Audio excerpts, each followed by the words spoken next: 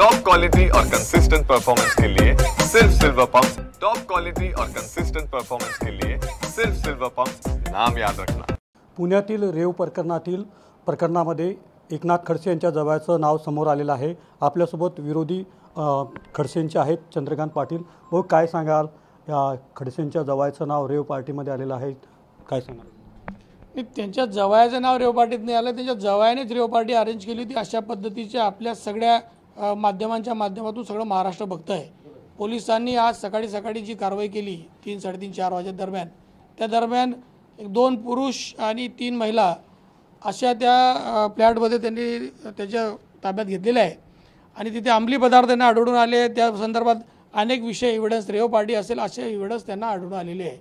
पुण्यासारख्या त्या उच्चभ्रू वस्तीतल्या एका ठिकाणी अशा पद्धतीमध्ये रेव पार्टी करण्याची ज्याची हिंमत असेल, जो अंमली पदार्थाची एवढी मोठी तस्करी करतो किंवा ज्या पार्ट्या नेहमीच आयोजित करतो, आता त्याच्या संदर्भात जे पोपटा नावाने जे ग्रस्त आहे ते आणि हे दोघं बुकी आहे, अशा पद्धतीची चर्चा पोलिसांच्या किंवा मीडियाच्या माध्यमातून आज समोर येते आहे। खऱ्या अर्थाने तुम्ही जर बघितलं तर हा महाराष्ट्राला किंवा महाराष्ट्र देशाच्या संस्कृतीला काळिंबा फासणारा विषय आहे। आणि एका राजकीय नेत्याचा जावाई, एका राजकीय पक्षाच्या प्रदेशाध्यक्षाचा पती अशा पद्धतीने रेव पार्ट्या करतो, कोणाच्या आशीर्वादाने करतो आहे? पहिल्यांदा तर हा सगळ्यात मोठा प्रश्न आहे आणि या प्रश्नाला घेऊनच आपण चर्चा केली पाहिजे। कालपर्यंत सरकारचे विरोधक म्हणून माध्यमांच्या माध्यमातून अनेक लोकांच्या कुटुंबापर्यंत जाऊन त्यांच्या कुटुंबात बसून अशा विषयावर आघात करणारे आता या रेव पार्टी संदर्भात का बोलत नाही आहे? आणि ही जी रेव पार्टी आहे ही आयोजित करणे, आता हे जे सन्मान्य काही म्हणता येणार नाही त्यांना, पण ते हे जे ग्रस्त आहे प्रांजल खेवलकर, हे डॉक्टर आहे, यांचं क्लिनिक कुठे पाहिलं का पुण्यात तुम्ही? यांचा काय व्यवसाय आहे? खऱ्या अर्थाने ह्या खोलात पण पोलीस गेली पाहिजे की हा धंदा एका दिवसात कोण करत नसतो, हा खूप मोठ्या प्रमाणात याचे सिंडिकेट असलं पाहिजे आणि याचे प्रमुख म्हणून खऱ्या अर्थाने खेवलकरांकडे पाहिलं पाहिजे, कारण त्यांच्याकडे राजकीय वरदस्त आहे। एका पार्टीचे प्रदेशाध्यक्ष कुटुंबातच आहे, एक इतका मोठा दररोज लोकांवर आरोप करणारा आणि अनेक पदं भूषवलेला 18 पदं, कालच त्यांच्या पत्रकार परिषदेत पाहिलं मी, कॅबिनेटचे 18 पदं भूषवलेला व्यक्ती, माजी विरोधी पक्षनेता, एवढा सगळा राजकीय पाठबळ असल्यावरच एखादा व्यक्ती असं करू शकतो।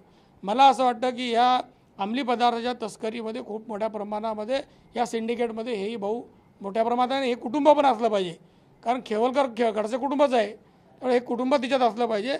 याची चौकशी त्या पद्धतीत करणं खूप गरजेचं आहे आणि पोलिसांनी तशी चौकशी करतील याच्याबद्दल शंका नाही, कारण अशा खोलापर्यंत आता काल आमच्याकडे तुम्ही बघितलं असेल की 43 किलोच्या आसपास मोठ्या प्रमाणामध्ये अंमली पदार्थ सापडलेले। एक महिन्याभरापूर्वी अशा पद्धतीने विधानसभेत प्रश्न घेतला, अंमली पदार्थाच्या विळख्यामध्ये एक मोठ्या प्रमाणामध्ये तरुण अडकत असताना याच्यामध्ये खऱ्या अर्थाने कोण मध्ये आहे, त्याला काय राजकीय वर्ध असतं, कोणत्या ताकदीने तो करतो आहे, या गोष्टी चौकशी झाली पाहिजे। आणि हे रेव पार्टी ज्या कुटुंबात झाली त्या कुटुंबातल्या लोकांनी पहिल्यांदा तर राजकीय सगळे पदांचे राजीनामे दिले पाहिजे, त्याही पक्षाच्या वरिष्ठांनी असे आरोप होताबरोबर यांना घरी बसवलं पाहिजे आणि जनरल मला असं वाटतं याच्यामध्ये चौकशी झाली पाहिजे। कारण माझा एक भयंकर अनुभव, 137 करोड रुपयाचा SITची चौकशी लागल्यावर दंड झाल्यावर 6 महिन्याने परत त्याच्यावर स्थगित आला आणि परत ते थांबला आणि परत दुसऱ्या चौकशी झाली, ती चौकशी अजून झालेली नाही आहे, प्रॉपर्टी ताब्यात घेतली नाही, त्यामुळे राजकीय दबावामध्ये परत हे दबेल अशी माझी दाट शक्यता असल्यामुळे मला असं वाटतं की या प्रकरणामध्ये महाराष्ट्राची संस्कृती कायम ठेवण्यासाठी सरकारने पण निपक्षपाती चौकशी करून जे कोण असतील त्या लोकांना गंभीर आणि त्याच्यावाले चांगली शिक्षा, कठीण शिक्षा दिली पाहिजे, ही विनंती मी माननीय मुख्यमंत्र्यांना करणार आहे। याच प्रकरणात एकनाथ खडसे म्हणतायत, माझा जवळ जर खरंच या प्रकरणामध्ये असेल तर मी त्याचं समर्थन करणार नाही, कारवाई व्हावी। बरोबर आहे, त्यांचं जवळ खरंच असेल असं जर त्यांचं म्हणणं आहे तर ते खोटं नव्हतं। तिथे ते काही सकाळी 4:15 वाजताच्या ब्रह्ममुहूर्तावर भजन कीर्तन करत नव्हते किंवा काही सत्संग चालू नव्हता। त्यांना जर खरंच अजून काय दाखवायचं, त्यांना काही दाखवायचं असेल तर गोष्ट वेगळी, पोलीस दाखवतीलच। या 3:30-4 वाजता ज्या पद्धतीत ती पार्टी चालू होती, पोलिसांनी जी कारवाई केली, हा प्लांट विषय नव्हता, त्या लोकांना, महिलांना, पुरुषांना एका ठिकाणी एका फ्लॅटमध्ये जमा त्यांनी केलं नव्हतं। हा फ्लॅट कुणाचा, तो कोणाच्या नावावर आहे, ही चौकशी झाली पाहिजे। याच्यामध्ये किती पार्ट्याच्या पूर्वी झाल्या हे पाहिजे, चौकशी झाली पाहिजे आणि ह्या पार्ट्या आयोजित करण्याचा हा व्यक्तीचा किती कसा धंदा आहे तो चौकशी केली पाहिजे, कारण ह्या व्यक्तीचा काय धंदा आहे हा आजपर्यंत कोणाला समजलेला नाही आहे, तो धंदाही चौकशी झाली पाहिजे, कारण सोर्स माणसाला लागत असता, उत्पन्नात सोर्स असल्याशिवाय तो पुढे चालत नाही. मग हा त्याचा सोर्स होता का ही चौकशी झाली पाहिजे. संजय राऊत म्हणतायत की खडसे जे आहेत हे सातत्याने सरकारवर ताशेरे ओढतात, त्यामुळे कुठेतरी हे षडयंत्र असल्याचं म्हणतात. संजय राऊतांनाही माझ्या माहितीनुसार संजय राऊत शिवसेनेच्या मुखपत्राचे सामना मुखपत्राचे संपादक आहे. त्या मुखपत्राने बाळासाहेबांचं मुखपत्र आहे. त्या मुखपत्राने देशाला राज्याला एक दिशा देण्याचा प्रयत्न केलेला आहे. त्यांनी कुठेतरी मला असं वाटतं जनाची नाही तर मनाची वाटून किमान अशा रेवपाट्याच्या संदर्भामध्ये फक्त डिपेंड करायचं म्हणून काही बोलू नये, तर तेवढी काळजी घ्यावी. आणि ही जी रेवपार्टी आहे हिची चौकशी होऊ द्यावी, नंतर काय तोंडाला येईल ते बोलावं. कारण त्यांच्या जिभेला आड नाही, ते सकाळी उठले काय बोलतील आणि त्यांना कोण सिरियस महाराष्ट्रात घेत नाही असं मला वाटतं आहे. खऱ्या अर्थाने रेवपार्टी झालेली आहे ती एका राजकीय पदाधिकाऱ्यांनी केली आहे. त्याच्यामुळे खऱ्या अर्थाने त्याच्यामध्ये गांभीर्याने घेण्याचं कारण आहे. हाच माणूस या कुटुंबाचा कुटुंबकर्ता आज आहे. याच्यापूर्वी पण याच्यावर अनेक आरोप होते, पण आता ते प्रत्यक्षामध्ये तो समोर आलेला आहे. त्याच्यामुळे अशा पद्धतीत कोण पण काही बोलत असेल तर त्याला आम्ही काही सिरियस घेत नाही. पोलीस त्याचं चांगली चौकशी करतील. सातत्याने रोहिणी खडसे जे आहेत महिला संदर्भात आक्रमक होत होते, मात्र आता प्रसार माध्यमांपासून ते सोयीस्कर पद्धतीमध्ये त्यांना ते पहिल्यांदा ते मला असं वाटतं की त्यांना याच्यामध्ये नॉलेज नाही आहे. सोयीस्कर पद्धतीने अशा पद्धतीत चर्चा करणे त्यांचं काम आहे. कोणतरी राजकीय विरोधक आहे काय पण म्हणाले ते बोलतं, कारण एक पद आहे त्याच्यामुळे तुम्ही पण मीडिया पण त्यांना एंटरटेन करतो. त्यांच्याकडे किती वैचारिक क्षमता आहे मला माहीत नाही. परवा मुक्ताईनगर तालुक्यात काकोडा शाळेमध्ये एका मुलीचं अपहरण झालं, एक शब्दही ते बोललेले नाही, कारण तो एका राजकीय पक्षाचा व्यक्ती होता. अशाच पद्धतीमध्ये जेव्हा केव्हा त्यांच्या पार्टी पक्षाचा विषय किंवा कुटुंबाचा विषय त्या बोलत नाही.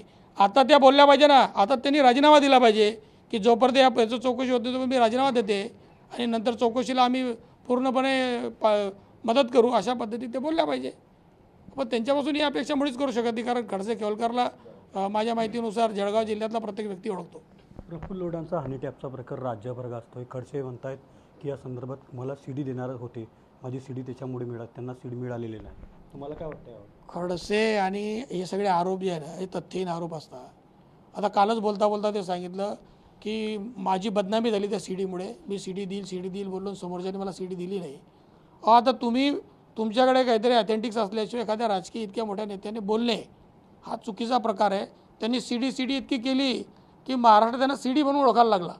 आणि खऱ्या अर्थाने त्यांची बोलण्याची भाषा आणि त्यांची पद्धत जी आहे ती अतिशय खालच्या लेवलची असते. त्याच्यामुळे त्यांना या संदर्भात खऱ्या अर्थाने लोक ओळखतात. आणि माझी माहिती तरी अशी आहे की सीडी जाऊ द्या, आता काल परवा ते मंगेश दादा बोलले तर मला मुक्ताईनगरमध्ये त्या गोष्टी चौकशी करावं लागतील की यांचे बी काय गुलाबी धंदे.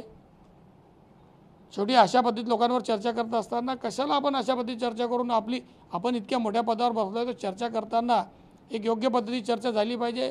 आणि मला असं वाटतं की त्यांचे सगळेच आरोप तथ्यहीन होते आणि ते समोर येत आहे. आता सत्तेच्या सरकारच्या संदर्भात विकासाच्या दृष्टिकोनातून देखील पुढे यावं हे विषय मी बाजूला ठेवतोय असं देखील बॅकफुटर आले ना. आता बॅकफुटर आल्यावर विकासाची चर्चा ते करायला लागले. त्यांना असं वाटतं की महाराष्ट्र राज्यामध्ये जळगाव जिल्ह्याचा विकास इथे प्रतिभाताई होऊन गेले आहे.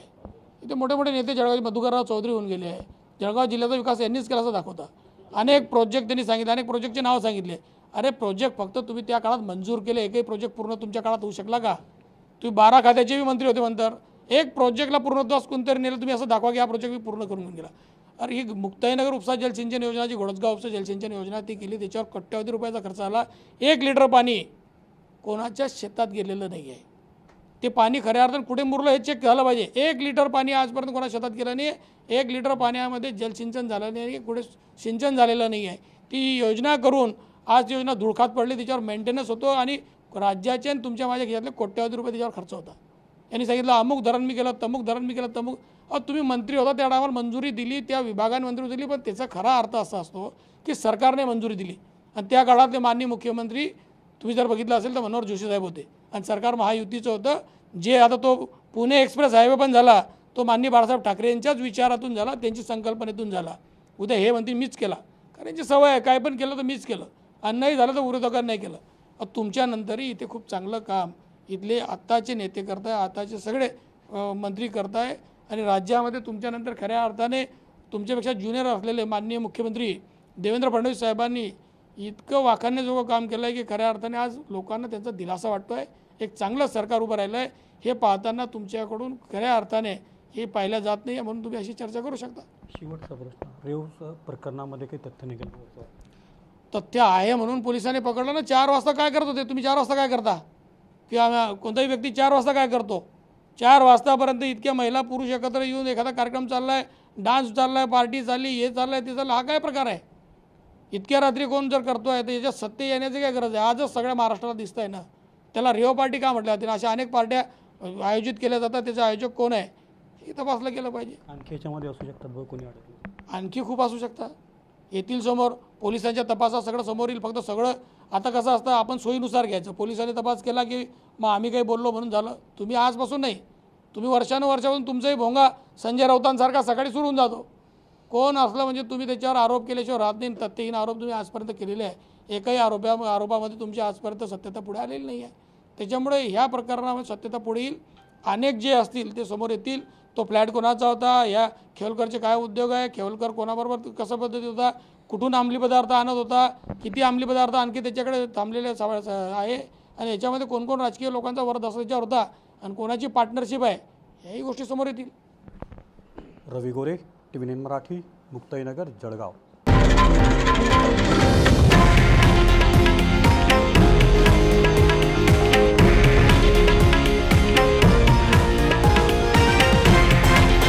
हे आहे देशातील नंबर 1 न्यूज नेटवर्क आणि आपण पाहत आहात TV9 मराठी, एकमेव.